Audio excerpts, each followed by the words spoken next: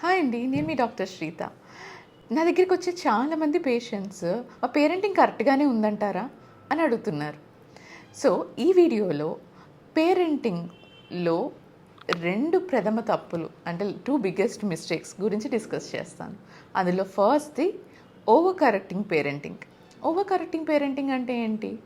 Over correcting parenting అంటే మీ child చేసే ప్రతి చిన్న తప్పుని పదే పదే ఇమీడియట్‌గా వెళ్ళి ఇలా చేయకూడదు, అలా చేయాలని చెప్పి, ఇలా కాదు అలా అని చెప్పి ఇమీడియట్‌గా పదే పదే కరెక్ట్ చేస్తూ ఉంటే దాన్ని ఓవర్ కరెక్టింగ్ అంటారు.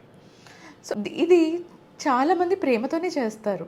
వాళ్ళ యొక్క పిల్లవాడు సమాజంలో వెనకబడిపోతాడేమో అన్న భయంతో, బాధతో, కంగారుతో వాడిని ఏదో కరెక్ట్ చేయాలన్న ప్రయత్నం చేస్తూ ఉంటాం.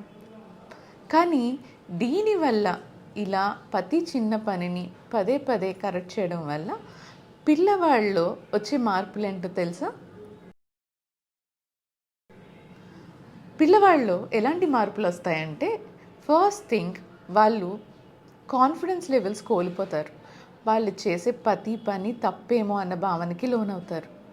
దానివల్ల వాళ్ళలో క్రియేటివిటీ అన్నది చాలా తగ్గిపోతుంది. ఏ కొత్త పనికి వెళ్ళాలన్నా అది తప్పు అవుతుందేమో అన్న భయం వాళ్ళలో ప్రథమంగా ఉంటుంది. అంతేకాదు, ఏదైనా ధైర్యంగా ఎక్స్ప్రెస్ చేసే చోట కూడా నాకు ఇది కావాలి, నేను ఇది చేయాలనుకుంటున్నాను అని ఎక్స్ప్రెస్ చేసే చోట కూడా వాళ్ళు వెనక్కి తగ్గుతారు.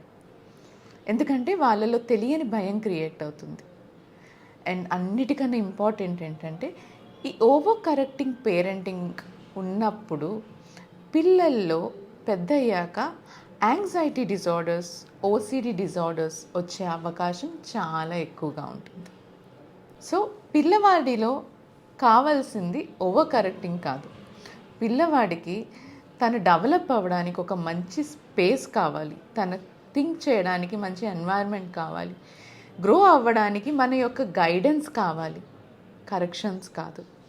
సో, మీ టైం ప్రెజెన్స్ ఇస్తూ పిల్లవాడిని ఎప్రిషియేట్ చేస్తూ వాళ్ళ కాన్ఫిడెన్స్ లెవెల్స్ పెంచుతూ ఒక డైరెక్షన్లో నడపడం చాలా ఇంపార్టెంట్. ప్రతిదీ తప్పు తప్పు అని చెప్తే వాళ్ళలో ఎప్పటికీ వాడు తప్పనే భావనే ఉండిపోతుంది. కాన్ఫిడెన్స్ లెవెల్స్ లేక సమాజంలో ఖచ్చితంగా వెనకబడతారు. So think of it. Thank you.